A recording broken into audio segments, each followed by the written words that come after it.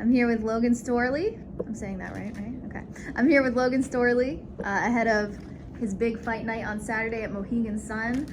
Logan, you have several knockouts to your name, but you said it would be pretty fun to get a submission against a Gracie. So are you going into this fight with thoughts in mind, or are you just going to see how the fight pans out?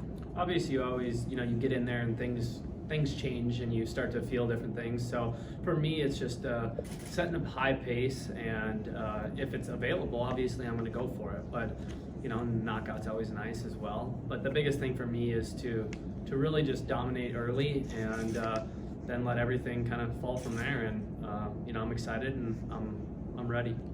And do you credit Sanford MMA to that mentality that you have, this confidence that you have?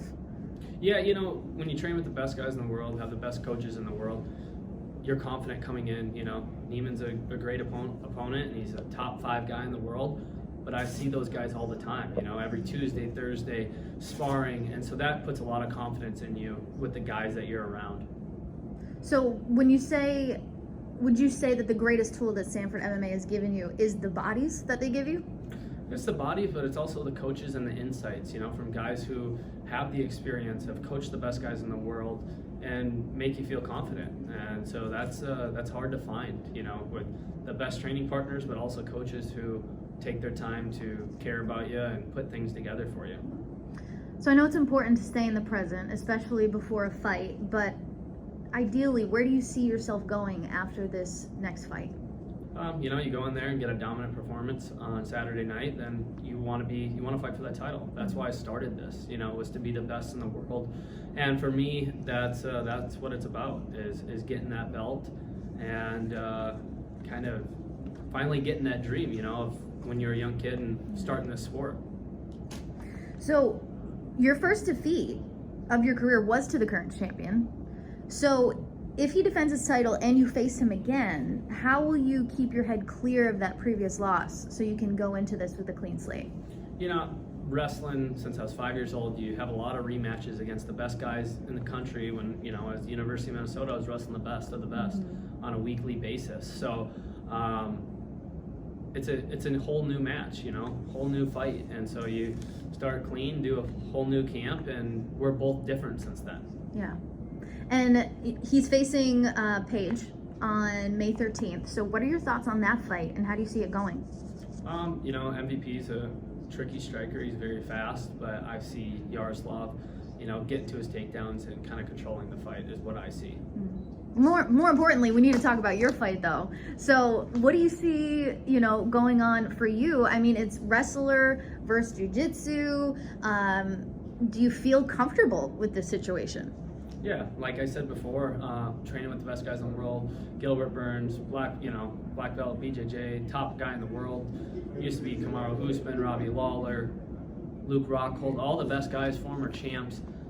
Uncomfortable there, and that's what all those years of wrestling and big moments, and then you put it in with my fight career. I've been fighting for, I don't know, a while now. It's my 14th fight. So I'm a lot more experienced than I was when I first started, so I'm confident and I'm excited. Speaking of it being your 14th fight, what would you say to the younger Logan? So maybe 1 fight, 2 fights in. What would you say to that Logan? Enjoy the process. MMA takes a little longer than other sports. When guys come into the draft, they sign a big contract and then they're the star. Fighting takes a little bit, and you got to really enjoy the process. That's where you grow. The fights are great, but the process is where you really become, find out who you are. And I understand that you are a real estate investor. Is that true? I am, yes. So let's talk about that for a second, because the housing market is absolutely insane right now.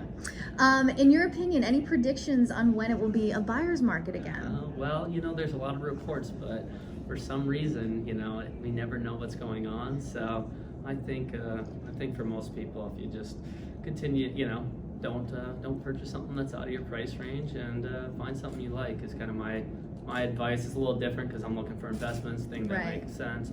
But we never know what's going on in the stock market, I appreciate the honesty. So I would say that's the reports are always different from all the experts, right? That's what they call them. Yeah. And so they're Quotes. always, so they're always different. So Yeah. What got you into that? a lot of guys from University of Minnesota wrestling, something passive that could take care of me after I was done, and for me it was just kind of more security and not looking into each fight and having to, when you start fighting for money and just for anybody, everyone's that's dealt with it, there's a lot more stress involved, and I didn't want that. Do you consider yourself a planner? Like, do you have a 5-year, 3-year plan for yourself of where you hope to be with your fight career? I think in the fight career, obviously I like to plan, kind of what life will look like.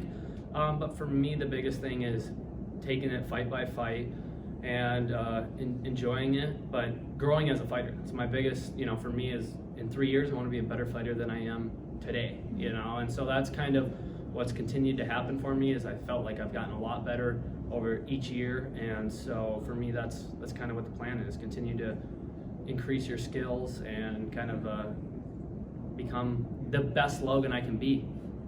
And ideally, Saturday night, how are you getting your hand raised?